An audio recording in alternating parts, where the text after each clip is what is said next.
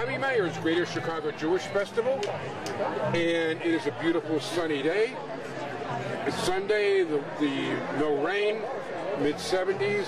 The biggest gathering of Jewish people every year happens over here, and we are pleased to be here at the booth for the Center for Jewish Law and Judaic Studies of DePaul University, and we are here with Rabbi, Dr. Professor, in no particular order, Steve Resnicoff. How you doing? Fine, how are you? And also our administrative assistant, Lauren Isula. Hello.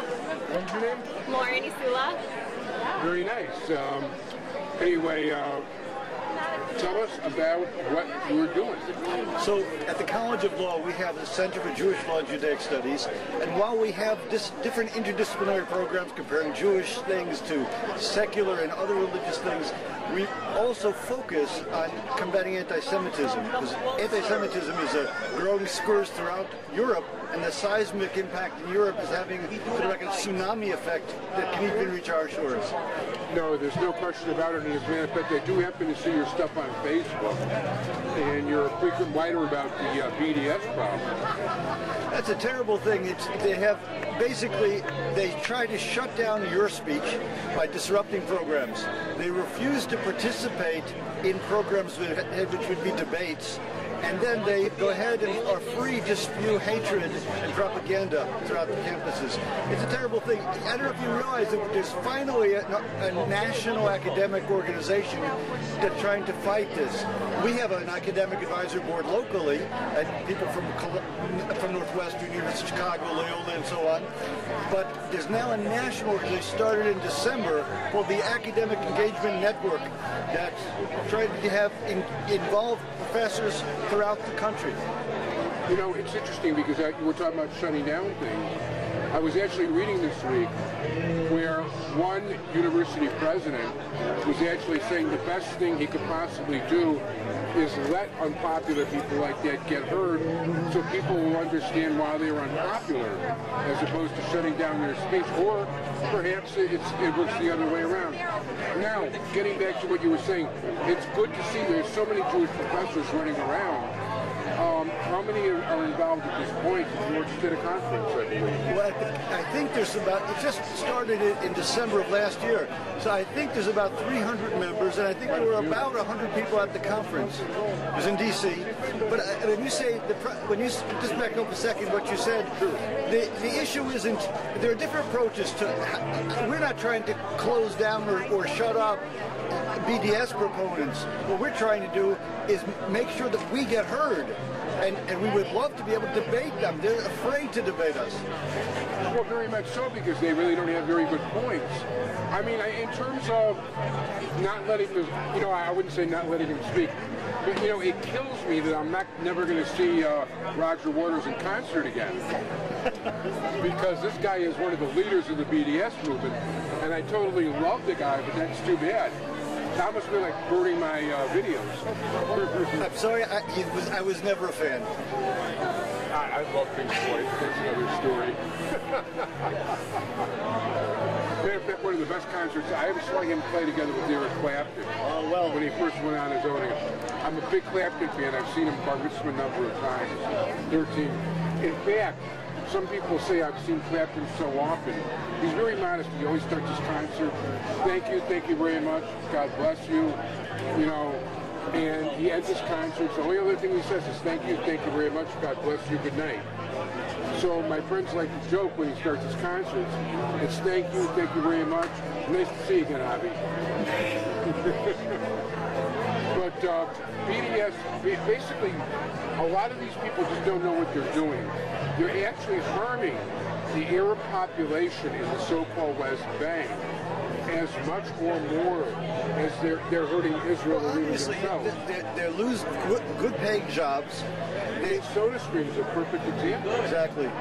But they're also disrupting pro-Palestinian activists. We just had in Chicago recently a Palestinian activist who had one of the founders of B'Tselem, which is an organization in Israel, which is not a pro-Israel organization, and he decided that the real anti-Palestinian conduct is being done by the other Arab forces locally.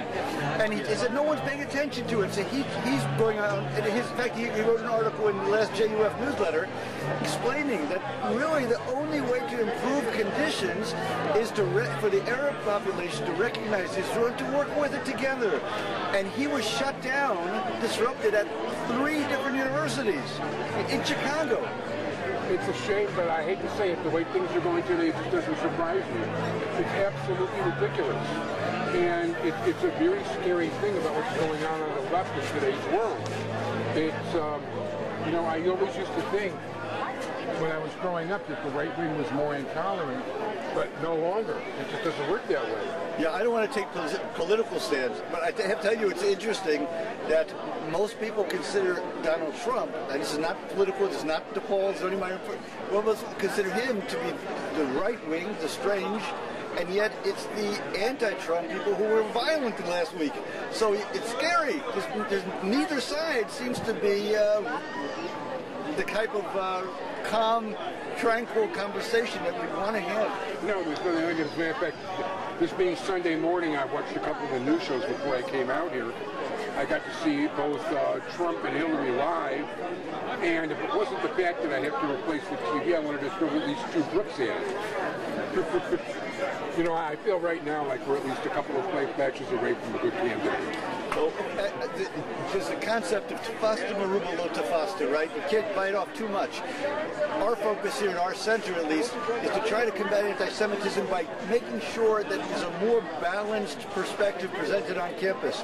And we're trying to make sure that we can do something that others can't. That is to say, with our academic context, we can try to convince the professors to bring into the classroom balanced viewpoints, or at least an equal number of the unbalanced viewpoints, so that the students can actually hear the logic and be able to make their decisions reasonably. Very much. You've got to listen to both sides of the argument if you want to make an intelligent decision about it. I mean, college campuses are getting so ridiculous. Just for one thing, people may not understand things on a Jewish level. I was just reading in the Tribune earlier this week that there is a liberal arts college in Pennsylvania, and their president in the middle of the 20th century was a guy named Lynch, who raised $550,000 for a new gymnasium. And they named it the Lynch Gymnasium.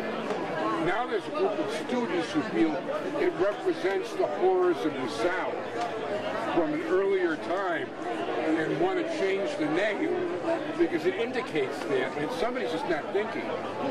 It's odd, you know, as you say, just because a name which has nothing substantively, presumably nothing substantively to do with the issue, reminds people of something which is terrible, which was in fact terrible. There's no reason to change the name of the facility. Things are getting a little ridiculous. You really have to know what you're talking about and think about it. So you know what? You're totally silent. What do you have to say? That's okay. Okay. Anyway, hi there. I recognize the son from synagogue. So listen, I want to thank you very much, Dr.